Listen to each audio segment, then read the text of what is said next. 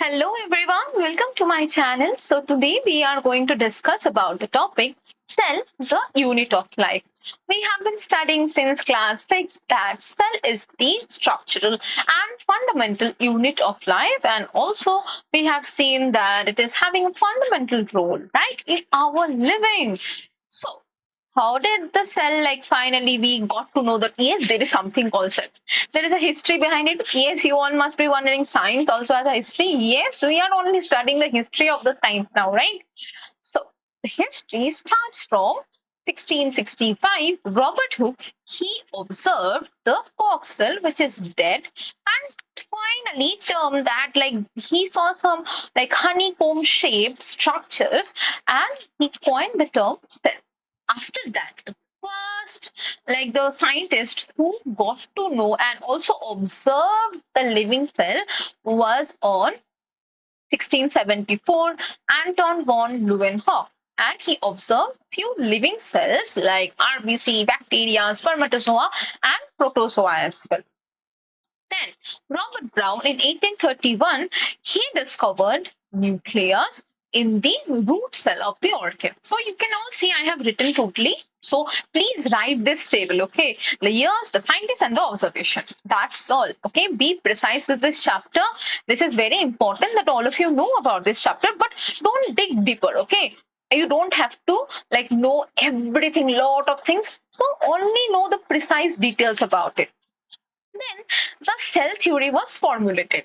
So it was formulated by Schleiden and Schwann. You all have studied in 910, right? So the Schleiden, he was a German botanist, and he termed that all plants are formed from one or more cells as well. Okay, it is like are formed of one or more cells. So the plants, you can see, he composed of different kinds of cells which are forming the tissue. He told it. Now, Theodor Schwann on 1839, he was not a botanist, rather he was a German zoologist. He stated that all the animals, they are formed from the cell. Now, other than this, he also termed that animals, they have a plasma membrane, and there is a presence of cell wall where, which is a unique characteristic of the plant cell. He also told about it in 1839. So this formed the old cell theory. But everyone was wondering, like, where from the cell came, right? Did the cell came from the space, or where did it came from? Nowhere else. It is just that one cell, like the old cell, from there we can see a new cell is forming. So we can say that in 1855, Rudolf Virchow, he told that cell divided and new cells are forming, that is from the pre-existing cell, and he termed this that omnis cellula e cellula. Okay. Now, the modern cell theory, we can say all living organisms are composed of cell and also are the products of the cell. And all cells, they are arising from a pre-existing cell. Let's say this is a pre-existing cell, and we will see a new cell is going to form from this pre-existing cell already. Okay. So if we see the cells, they are basically alike structures, and they are having certain metabolism as well. And if we have to define the cell, we can say they are having an independent existence, and they are performing essential functions like several like metabolisms. We can see. Now we can see there are cells of various shapes, sizes as well. The smallest cell we can say that is mycoplasma. It is only 0.3 micrometer. Then the bacteria, that is 3 to 5 micrometer. RBC, we can see that human red blood cell, it is 7 micrometer, and the eukaryotic cell having a size of 10 to 20 micrometer. And the ostrich egg cell, it is the largest, which is not micrometer, it is millimeter. Please note about it. Okay. Now, what are the different kinds of shapes of the cell? There are various cells, they have different shapes, but it is just remember few of them. Like RBC, it is having a round biconcave shape. What that is WBC, having an amoeboid shape, and we can see that the columnar epithelial tissues, or like they are having those cells, right? They are having long and narrow cells, and the mesophyll cell, we know in the chloroplast are contained here. So they are having this round and oval shape, and the nervous system consists of nerve cell. They are branch, and yes, they are quite long, we can say, and the tracheids, they are elongated in shape. Now, what are these cells having? They're having something, that is how the metabolism like occurs. So they are like in our house we have certain like rooms, let's say we have a bathroom, we have a kitchen, all these different compartments, right? So we can say these are organelles. Okay, so without membrane, like we can see certain organelles are also there, like ribosome, centriole or centrosome, and the nucleolus.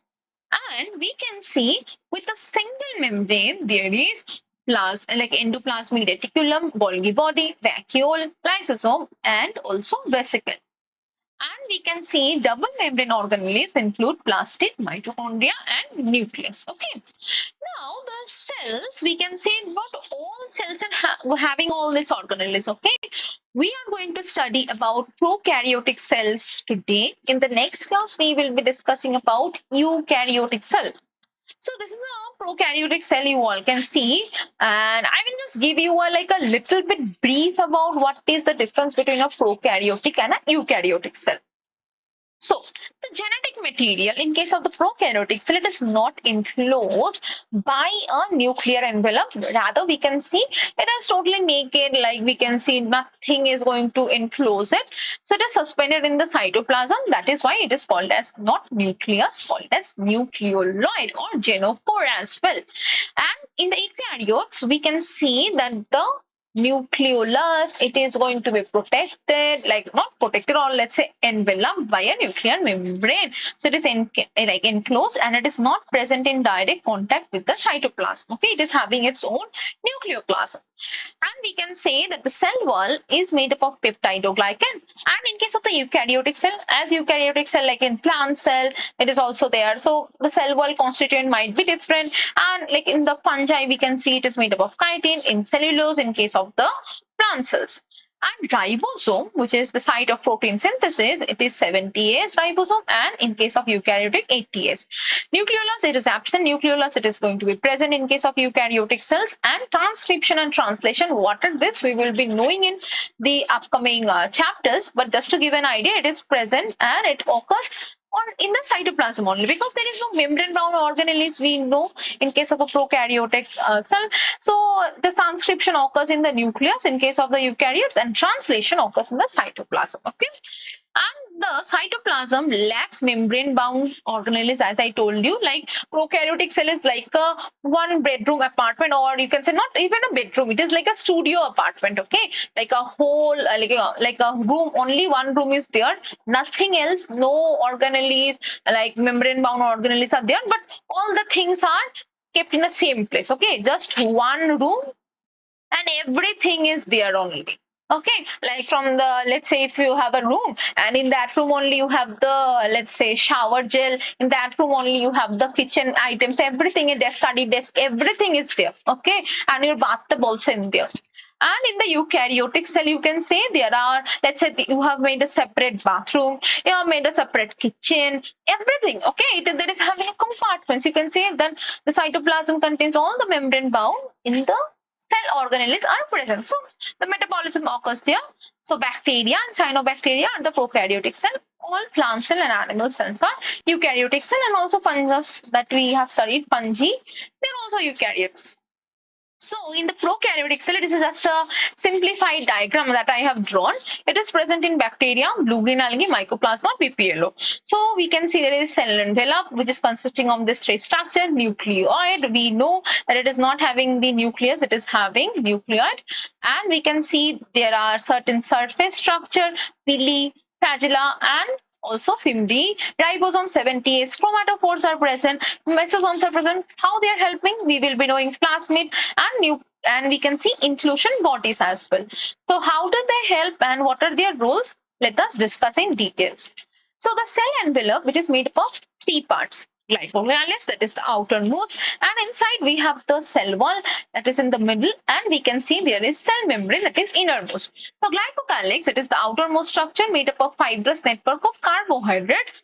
But we can see there are two kinds of glycocalyx based on how they are organized. So if they're unorganized and loosely associated with the extra like cellular layer, we say it as slime layer, you can see.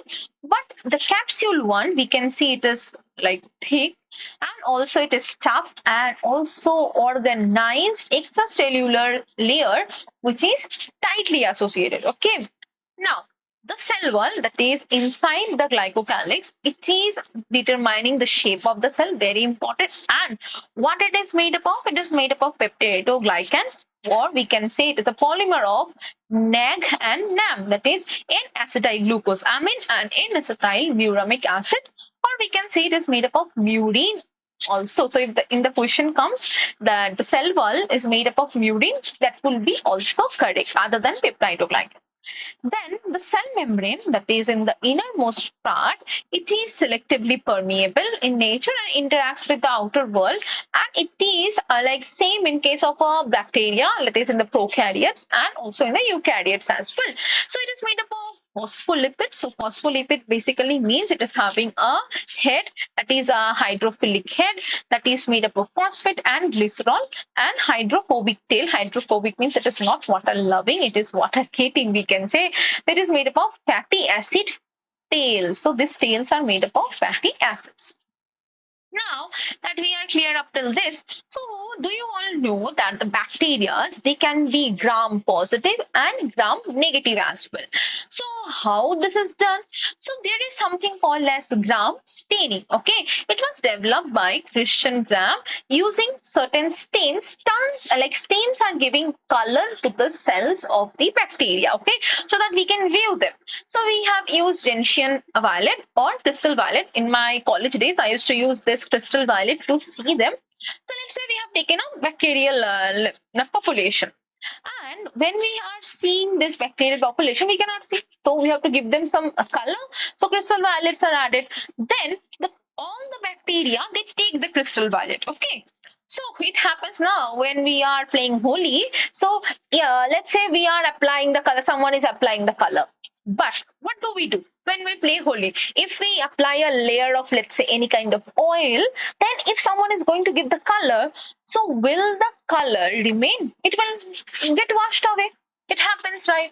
Or let's say someone has worn let's say a thick cloth, okay, thick cloth during the Holi, let's say woolen clothes.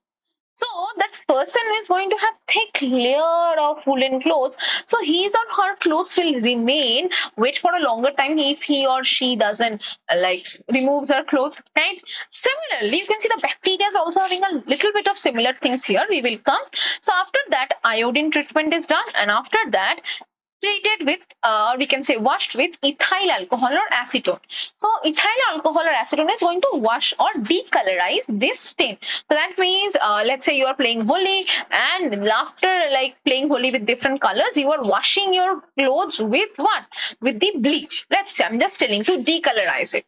So you can see that if the layer is quite thick, okay, of the clothes, they might not be removed that much. But if you're wearing a very thin layer of cloth, let's say a cotton cloth, it will be quickly removed. Okay, it happens. So the gram positive bacteria, it is going to remain violet. That means the color will be there, violet only.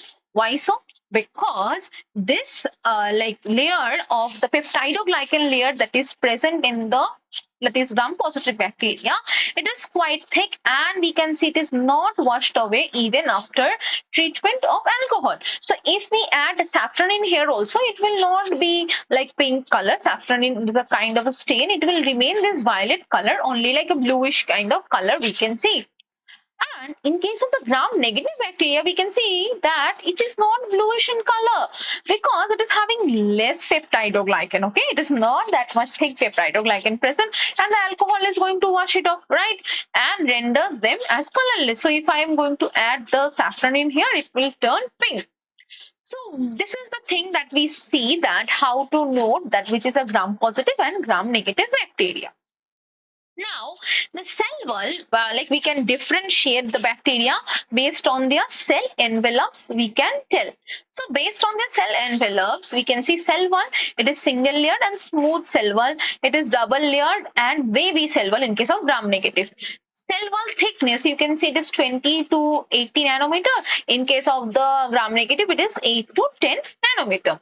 Now the very important part, peptidoglycan, that is, we have seen what is peptidoglycan. It is a polymer of the, that is NAG and NAM. Okay, N-acetyl glucosamine, N-acetyl uramic acid.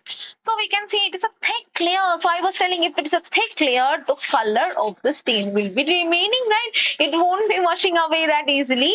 So similarly, we can see in case of a gram negative bacteria, as it is having a thin layer, so it is single layer gets washed away. And lipopolysaccharide, it is not going to be present in case of a gram positive bacteria. It is going to be present in case of a gram negative bacteria. And the outer membrane, it is not present in case of gram positive, but in case of a gram negative bacteria, we can see that the outer membrane is going to be present. Now that we are clear up till this, so other than this, we can see in the prokaryotic cell, other than the cell envelope, there are certain structures, okay, that are membrane. Like we can see, this is the extension of the membrane. We can see. You can see here the mesosome and the extension of the, like our, that is cell membrane only, we can see that is the chromatophore. So this membranous structure first is our mesosome, that is formed by the extension of the plasma membrane into the cell. So you can see it is like a forming like a tubule kind of structure inside and vesicle. So the extensions are in the form of vesicle, tubule or lamellae. And what is the function? We can see cell wall formation, DNA replication and distribution into the daughter cells. And we can see it is helping in respiration and secretion process also, and it increases the surface area of the plasma membrane, and like certain enzymatic and also secretory pathway or activity also takes place here. That is especially important for the respiration. Okay, and we can see chromatophores. So the chromatophores, we can see there are certain pigments present. So you can see that chromatophore is like a watercolored box. Okay, so because it is containing pigments, pigments are the colors, like they are going to absorb the sunlight and it is going to perform photosynthesis. That is bacteriochlorophyll. Okay, it is present there and it is abundantly found in cyanobacteria and blue-green algae. And the main role is obviously, I told you, photosynthesis, and they are of various shapes, lamellar or let's say tubular or vascular in shape. Now, if you can see that certain bacteria can move, they are attaching to something else, and we can see reproduction also. And for this, we will notice that this pili, flagella, and fimbriae, these surface structures are going to help. Now, the three surface structures that you can see, firstly flagella, you can see the structure here. It is a long surface appendage and it is an extension from the cell wall. So it is helping in motility, like it is helping in movement. So certain bacteria, they are motile because they are having this flagella. Certain bacteria are non-motile, like non-motile, so they are not having any flagella. So flagella has three parts. Firstly, we have the long filament that is in the exterior of the cell surface. Hook we can see present at the ends of the filament. Okay, this portion, and we can see the basal body which is associated with the hook and together supports the motion of the flagella. Okay, and then the pili. Pili is going to help us not in the movement, rather it is helping us in the conjugation, or we can say sexual, that is recombination as well. So they are having a protein called as pili protein, or we can say piline. Better we say that piline. Okay, they are like you can see here like structure appendages. They are tubular also. They are thin. So they are singularly termed as spinous. Okay, they are having certain like helping in the conjugation, like the plasmid. You know, it is transferred from one bacteria to another bacteria. So the like plasmid is getting transferred by this conjugation process. So what is this plasmid? We will know soon. Okay, now the fimbriae, we can see these are like you can see here brush, like or the brush that we use right for brushing our teeth. It is just like that, small bristles that are sprouting from the cell surface and are large in number, not only one two, and they are helping the bacteria to stick to a surface. Okay, let's say it is going to stick to the wall, so it is going to stick one on another or helping like sticking to a substratum. Now we are going to know about the ribosomes. So ribosomes, we know that is the site of protein synthesis, and we can see that it is a size of 15 to like 20 nanometer, and it is consisting of two subunits, okay, 30s and 50s. But don't tell it is 80, okay? High 50 plus 30, 80 is no. 50 plus 30, it is 70s, okay? Please remember this. And you can see that the 50s is obviously larger subunit, and we can see 30s is the smaller subunit, which is together making 70s subunit, okay? And ribosomes, they are associated with the plasma membrane as well. Sometimes they might be also not associated as well. They might be like moving in the cytoplasm. And this is something called polyribosome or polysome. So we will see, let's say these are the two subunits. There can be several site, like we can see ribosome, and the several site like the ribosome, they can be also associated with one single mRNA. So we will see only one single mRNA is there, and it is going to form a chain, and this ribosomes of the polysomes, they are going to help to translate in the translation process where we see mRNA, it is going to form the proteins only. Okay, now we can see the inclusion bodies. These are basically like non-living like substances. These are like bags, okay, like we keep everything extra in the bag. So similarly, as there is no compartment, so the inclusion bodies, they are present in the cytoplasm. It consists of all the food reserve material, inorganic inclusions, and gas vacuoles. And we can see in different kinds of bacteria, or let's say prokaryotic cells, have different kinds of inclusion bodies. So cell inclusion body in the bacteria is called as cyanophysian granules, glycogen, carboxysome, inorganic inclusion, phosphate granules, sulfur granules, and gas vacuoles as well.